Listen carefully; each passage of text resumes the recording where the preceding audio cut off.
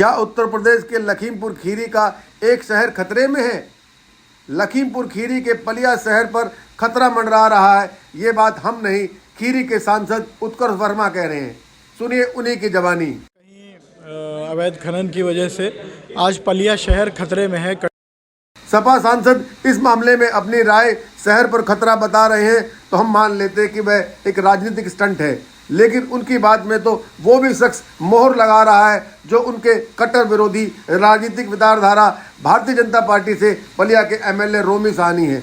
अब इस बार मेरी पूरी कोशिश होगी कि हमारे यहाँ खुदा ना हो और ये खनन का पट्टा मेरे क्षेत्र में ना हो।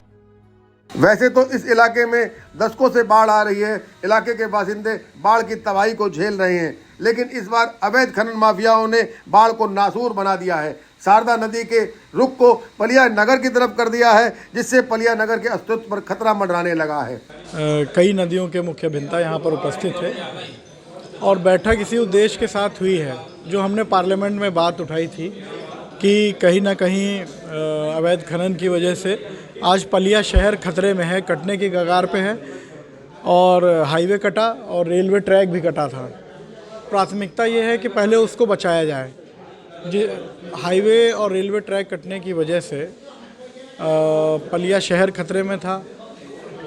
उसके लिए तत्काल प्रभाव से कोई परियोजना बने ताकि भविष्य में जो अभी भी मानसून का सीज़न आएगा तो उसमें पलिया शहर सुरक्षित। जानकार लोगों की माने सही समय पर अगर इस पर ध्यान नहीं दिया गया तो पलिया शहर को इलाकों में कागजों पर ही जाना जाएगा। अधिकारी आए थे और साइंटिस्ट आए थे पुणे से, वो शारदा नदी के ऊपर रिसर्च कर रहे हैं और उन कारणों को जानना चाहते हैं जिन कारणों से पलिया क्षेत्र में बाढ़ आती है और शारदा नदी में बाढ़ आती है। तो इस पर चर्चा हुई है और बहुत से बिंदु उठाए गए हैं। तो उन्होंने जो साइंटिस्ट है उन्होंने आश्वासन दिया है कि हम जो मूल कारण है बाढ़ के उन मुद्दों को भी देखेंगे और उसके बाद में कोई प्रोजेक्ट बनाएंगे।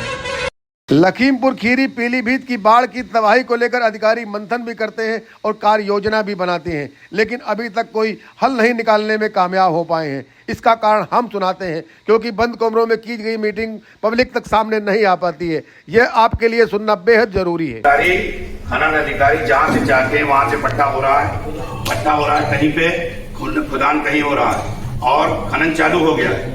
अगर ये खनन नहीं रुकता है अवैधानिक, तो आप ये समझ लीजिए कि निश्चित रूप से हमको आप पलिया को क्या आप आगे भी कुछ नहीं बचा पाएंगे। सुनी तो हमें बहुत सारी जानकारियां मिली और ये बात हमें जो है डिवीजन से पता चलना चाहिए था, विभाग के लोगों को पता होना चाहिए था, पर जानकारी नहीं थी। राजेश भारती जी ने बताया तो आप एक बार सुनिए जो मैंने आपको दिलाया था। अब आपको हम लोगों ने सुन लिया है तो ये मान लीजिए कि आपकी चिंता पूरी हम लोगों की चिंता है और इसीलिए हम लोग जो है दिन रात परेशान है और जितनी चिंता कर रहे हैं, चाहे नेपाल के पानी का हो उसका कंसेशन करना है, शारदा सागर डैम की बात कर रहे हैं। जो आपके मन में भ्रम है कि एकदम टूट जाए, ऐसा कुछ नहीं होगा। आप किसी को पैनिक न करिए, उसके लिए हम लोग बैठे हैं। पलिया की जो समस्या है, पलिया की तत्काल अगले साल कोई प्रॉब्लम ना हो उसके लिए हम लोग एक जो तटबंध का फिलहाल प्रस्ताव रख रहे हैं, उस पर हम लोग काम कर रहे हैं। बाकी पूरी शारदा नदी जो कभी 4 लाख डिस्चार्ज पास होने में भी फैलाव नहीं होता था, आज 70-80 हजार के डिस्चार्ज आने में चारों तरफ फैलाव हो जा रहा है, उस पर भी हम लोग काम कर रहे हैं। बिल्कुल सही। सुहेली नदी की आप जो साइक्लोन की बात करें, माननीय सांसद जी ने जो बात कही उसमें बताया कि इस पर भी हम लोग काम कर रहे हैं और बिफोर जो है फ्लड ये साइक्लोन और सुहेली नदी की साफ है उसका भी जो है हम चैनल क्लियर कर देंगे। तो हम लोग सारे फ्रंट पे लगे हुए हैं, हमारे अधिकारी कर्मचारी जो भी सब लोग लगे हुए हैं। आपको चिंता बहुत ज्यादा है, लेकिन की हम इस बात की बहुत प्रशंसा करते हैं, लेकिन इस चिंता को सामान्य जनता को इतना पैनिक न कर दिए कि सब लोग जो है परेशान हो जाए। ठीक है, एक मिनट में बात सुनिए। आप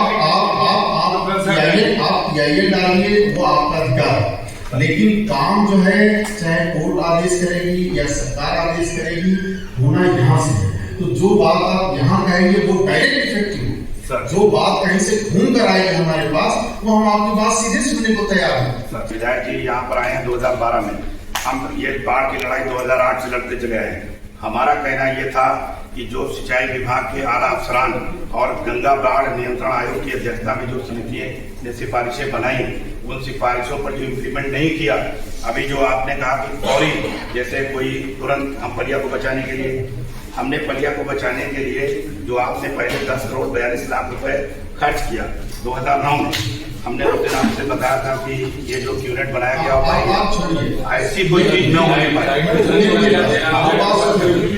जो पहले क्या हुआ कैसे हुआ वो डिटेल। जानकार लोगों की माने तो शारदा और सुहेली नदी पर पानी के खतरे से निपटा भी जाए, लेकिन नेपाली नदियां से डाइवर्ट किया गया अनकाउंट पानी भारत में तबाही का बड़ा मंजर बनकर सामने आता है, जिससे बाढ़ और बेकाबू हो जाती है।